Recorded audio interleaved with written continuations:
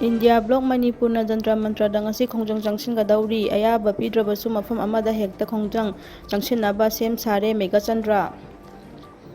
Manipurda ingtha tapthaba amasung mahausagi oiba phibam hanjillu haina demand tauraduna India Bloc Manipurna sinduna Delhi gi Jantra Mantrada hayeng protest chathagani Manipurda ingtha tapthaba amasung mahausagi oiba phibam hanjillu haina demand tauraduna India Bloc Manipurna sinduna Delhi gi Jantra Mantrada hayeng protest atharagani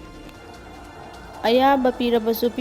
soidana khongjang jangsinaba sem saba loire haina Manipur Pradesh Congress Committee MPCC gi President K Megachandra phongdorakli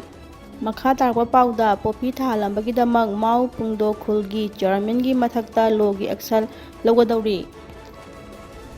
POPI Thahalmba gidamak mau pungdo area gi khulgi Cheirman gi mathakta thabak lokhatpa hokre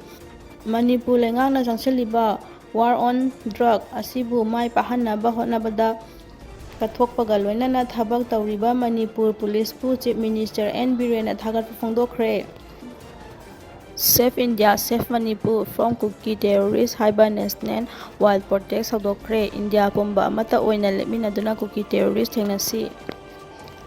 afaba makhagi Khulai sijinaduna landarakliba cookie terrorist singi mayokta India pumba amata oina lepminaduna cookie terrorist marufangna muthatnaba hotnabagi matam thille haina RPI athawaligi national secretary Maheshwar Thonawjamna phongdorakre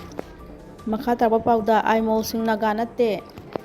Chandel Naga People Organization CNPO na handak nungyungbada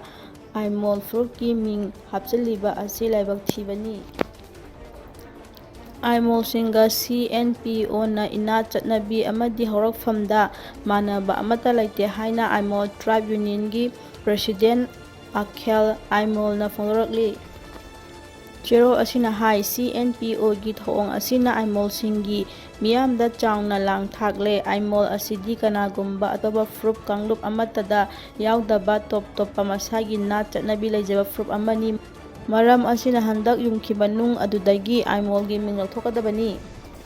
atopa pau amana Khulai Lalonba NIA na fare Mizoramdagi border lana Khulai Lalonbani haiba Meoi National Investigation Agency NIA na fare hairi makha tarpa pabda luhongbata ka hena sel janghanduna maring marang hanbasing mieng changsingani iol